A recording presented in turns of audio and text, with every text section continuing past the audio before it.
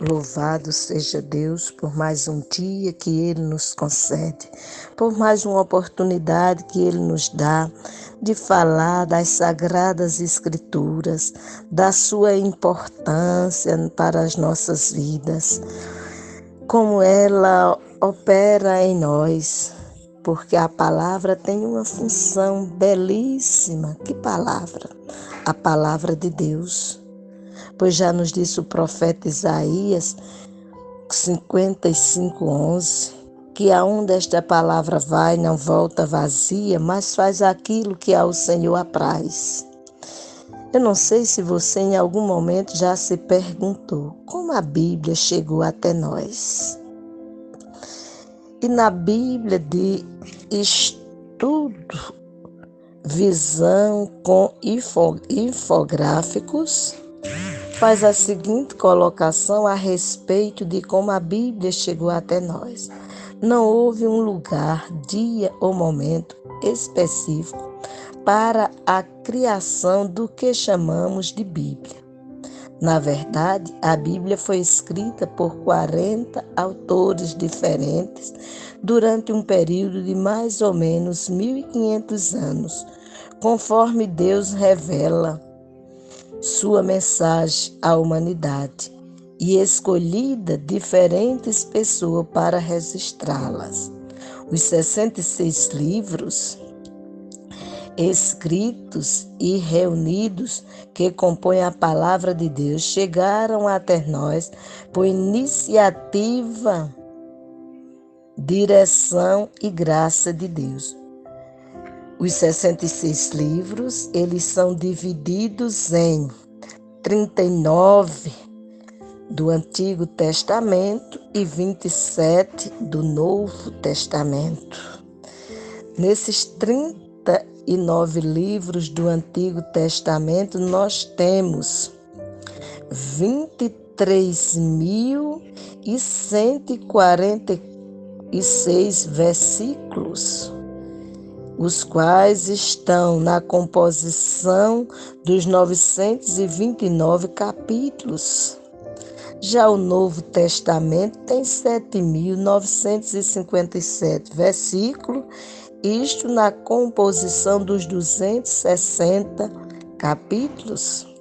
Além disto, nós vamos contemplar nas Sagradas Escrituras o maior capítulo escrito, que é exatamente o Salmo 119, o menor capítulo, que é o Salmo 117.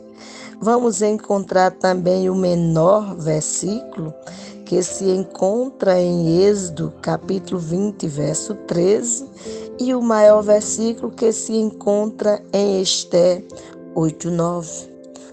O que podemos aprender das Sagradas Escrituras, além do contexto já falado?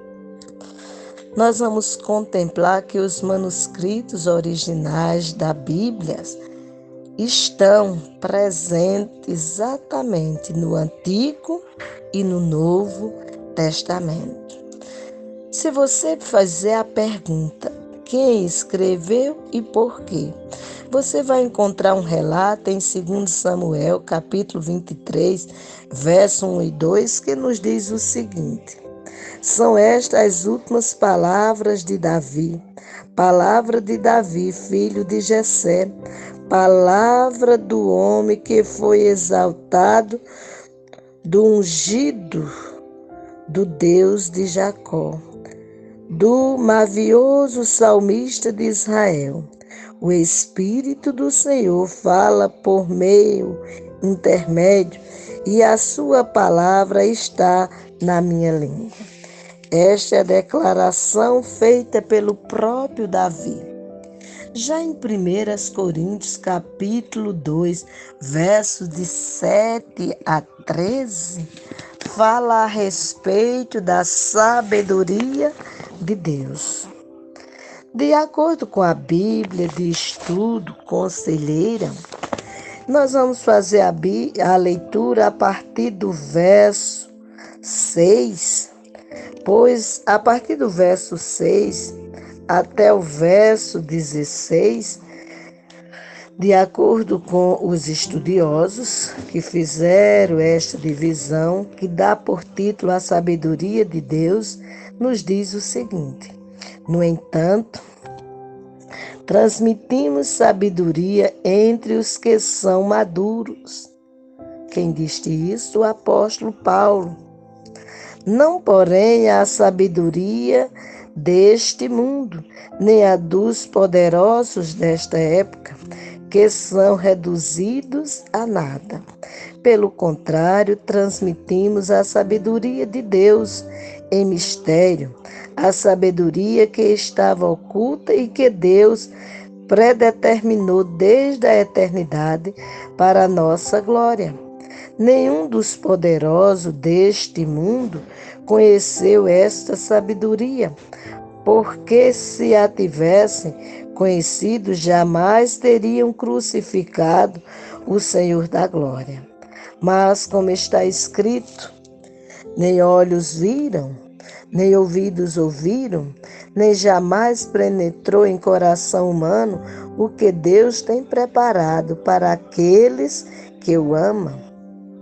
Deus, porém, revelou isso a nós por meio do Espírito, porque o Espírito sonda todas as coisas, até mesmo as profundezas de Deus. Pois quem conhece as coisas do ser humano, a não ser o próprio espírito humano que nele está? Assim ninguém conhece as coisas de Deus, a não ser o Espírito de Deus. E nós não temos recebido o Espírito do mundo, e sim o Espírito que vem de Deus, para que conheçamos o que por Deus nos foi dado gratuitamente. Disto, porém, falamos não em palavras ensinadas pela sabedoria humana, mas ensinadas pelo Espírito, conferindo coisas espirituais com espirituais. Ora, a pessoa natural não aceita as coisas do Espírito de Deus, porque lhes são loucura, e ela não pode entendê-las, porque elas se discernem espiritualmente. Porém, a pessoa espiritual julga todas as coisas, mas ela não é julgada por ninguém, pois quem conheceu a mente do Senhor para que o possa instruir? Nós, porém, temos a mente de Cristo. Paulo declara com precisão que aquele que teme ao Senhor, através da pessoa de Jesus Cristo, ele tem a mente de Cristo. Além desses textos, de quem escreveu e por que escreveu, ainda Paulo nos declara em 1 Tessalonicenses, capítulo 2, verso 13, o seguinte a respeito da palavra: pelo que também damos sem cessar graças a Deus, pois, havendo recebido de nós a palavra da pregação de Deus, e a recebeste não como palavra de homem, mas segundo na verdade, como palavra de Deus, a qual também opera em vós os que creste. O propósito de anunciarmos a palavra de Deus é porque esta palavra, como disse Isaías, aonde vai não volta vazia, porque faz aquilo que apraz a Deus. E aprouve a Deus que pudéssemos nós meditar na sua palavra e pudesse a nós mesmos nos indagar: por que eu preciso conhecer mais de Deus? Nós lemos o texto de 2 Samuel 23, 1 e 2, lemos o texto de 1 Coríntios, do verso 4 até o verso 14, falando a respeito da sabedoria de Deus. Lemos 1 Tessalonicenses 2, 13. Vamos ler também ainda 2 Timóteo 3, verso 16 e 17, que nos diz o seguinte: toda a escritura divinamente inspirada é proveitosa para ensinar, para redaguir, para corrigir, para instruir em justiça, para que o homem de Deus seja perfeito e perfeitamente instruído para toda boa obra. Você já tem se perguntado a respeito das boas obras?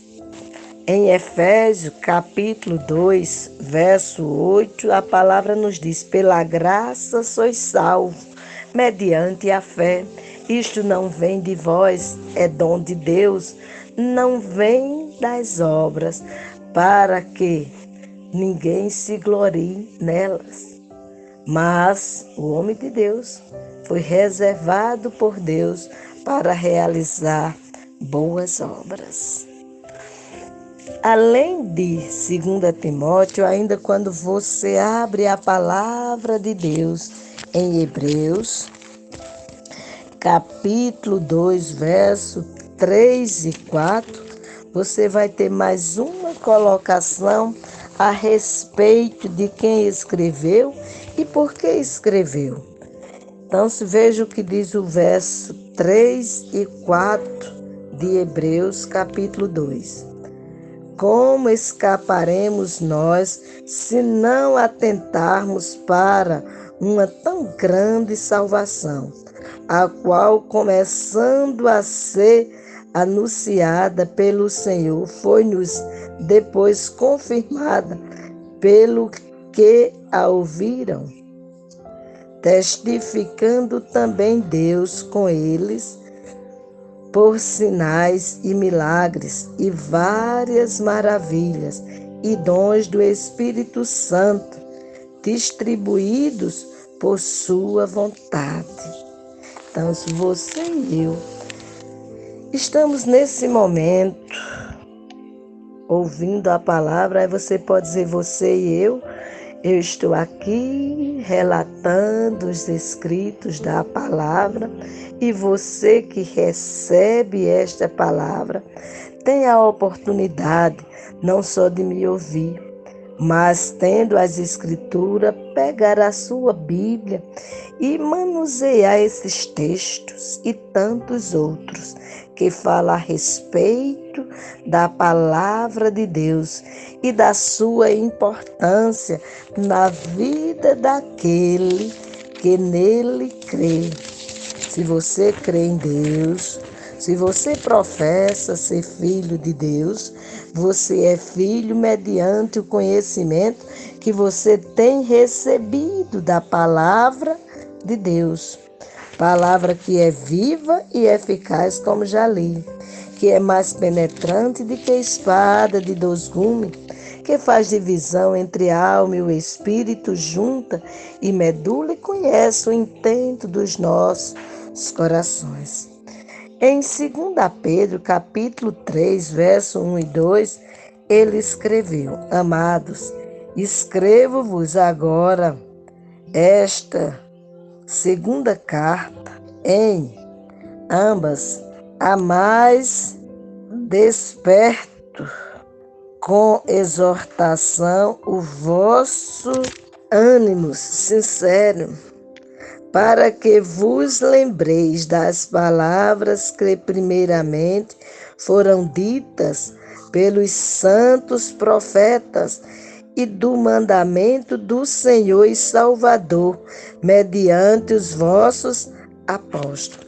Então, isso aqui Pedro faz ênfase às palavras proféticas do Antigo Testamento, como bem disse, dos livros que vai de Gênesis a Malaquias, que formam o Antigo Testamento, e nelas, neste conjunto de livros, estão os livros proféticos que vai de Isaías até Malaquias, numa composição de 17 livros, sendo 5 considerados profetas maiores e 12 considerados profetas menores.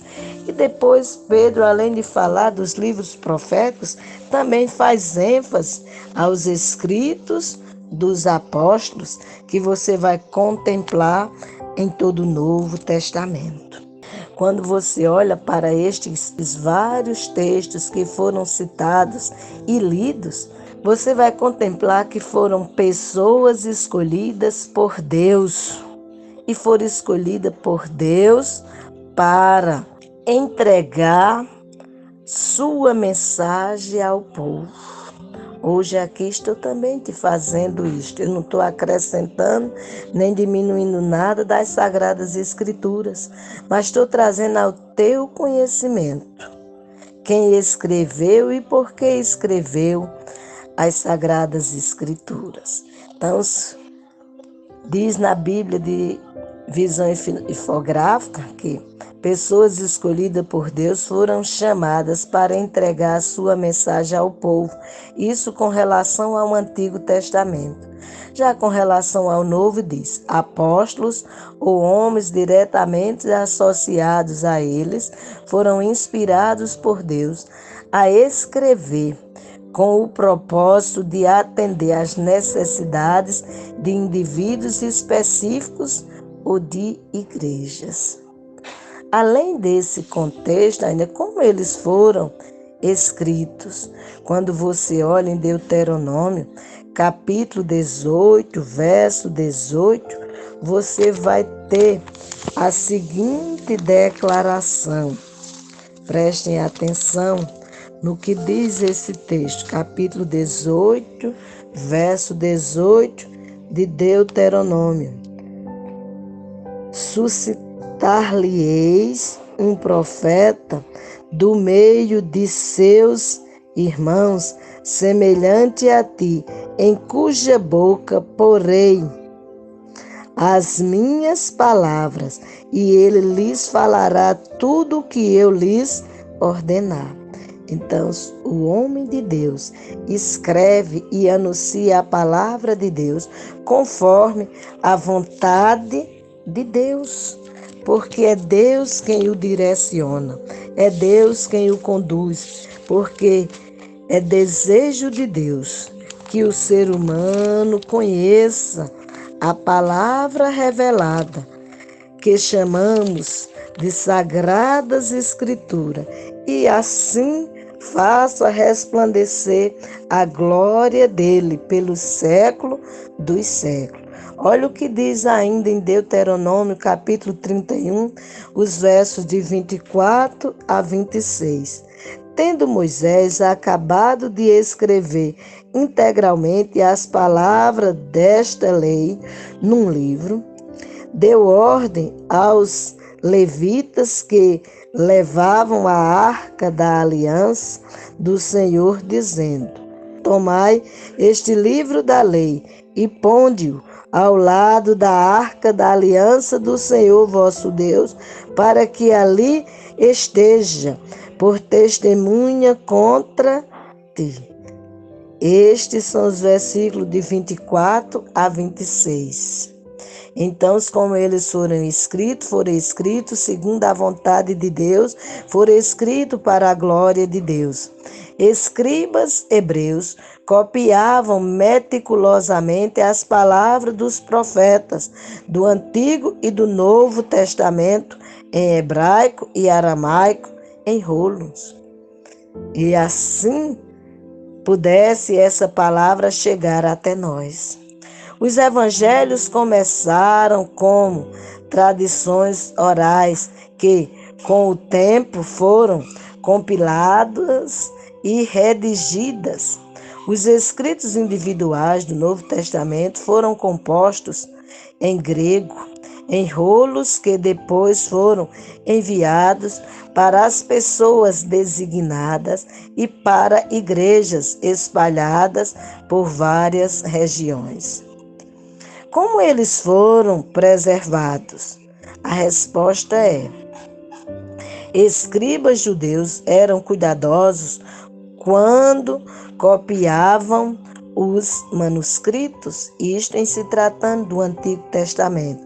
Com relação ao Novo Testamento, temos os manuscritos se desgastavam conforme passava de pessoa para pessoa e de igreja para igreja. Eles foram copiados e recopiados à mão inúmeras vezes.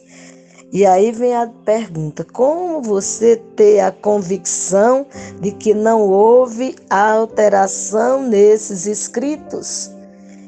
Amados, que ora estão ouvindo esta palavra, saiba que eram contados letra por letra e elas tinham que se encontrar nos mesmos lugares. Se não fosse assim, quando encontravam alteração no texto, esse texto era anulado e eles passavam a escrever um novo texto que pudesse exatamente contemplar o texto que tinha dado origem a essa cópia da mesma forma, igualmente. Como sabemos se os manuscritos são autênticos? Respondendo, temos a passagem na própria Bíblia que se refere a outros escritos, autenticando assim a verdade e a unidade da mensagem. A precisão das cópias dos manuscritos do Antigo Testamento é comprovada quando se comparam suas palavras com os manuscritos mais antigos, tais como os rolos do Mar Morto. Jesus confirmou a autoridade do Antigo Testamento como a palavra de Deus. Quando você lê, por exemplo, Mateus capítulo 5, versos 18 e 19, veja o que foi que Jesus disse nesse momento, que se registra em Mateus capítulo 5, versos 18 e 19. Diz o seguinte para nós: porque em verdade vos digo que até que o céu e a terra passem, nem um i ou um tio jamais passará da lei, até que tudo se cumpra. Aquele, pois, que violar um destes mandamentos, posto que dos menores é assim, e assim ensinar aos homens, será considerado mínimo no reino dos céus. Aquele, porém, que os observar e ensinar, esse será considerado grande no reino dos céus. Esta é uma declaração feita pelo Senhor Jesus a respeito das Sagradas Escrituras que se tinha na época, que era o Antigo Testamento, ou seja, os livros de Gênesis a Malaquias, que é a composição dos 39 livros.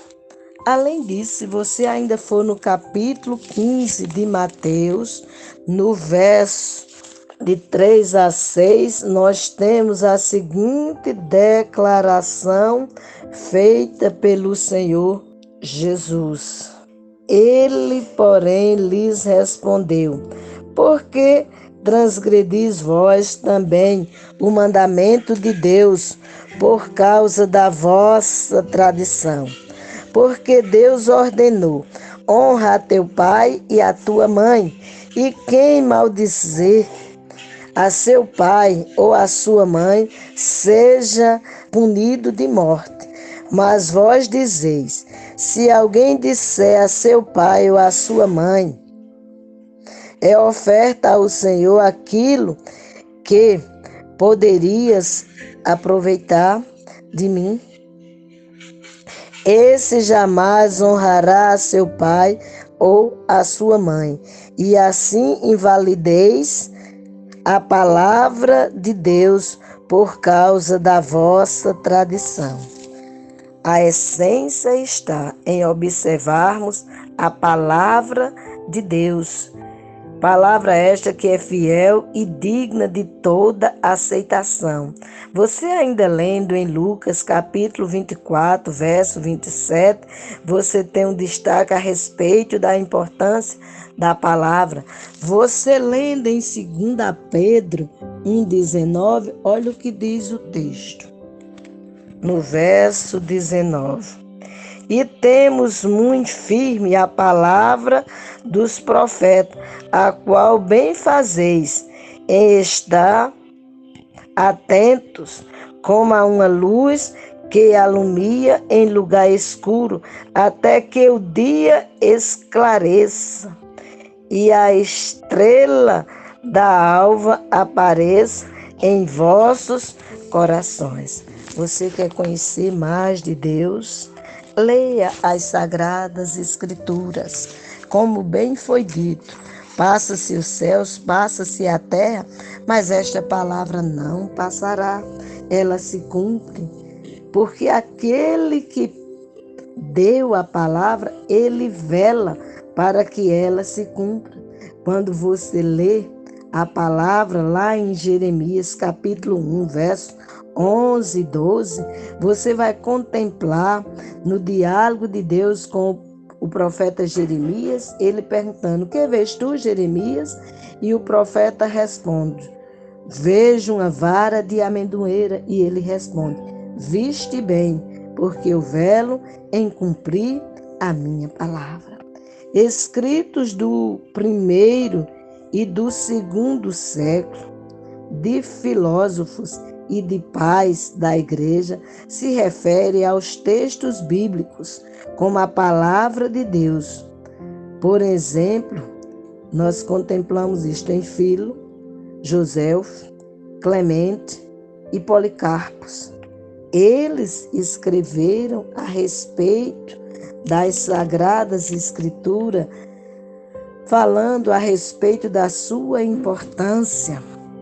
E essa importância, amados, te faço conhecer mais uma vez aqui, para que você seja edificado na rocha que é Cristo Jesus, o Senhor.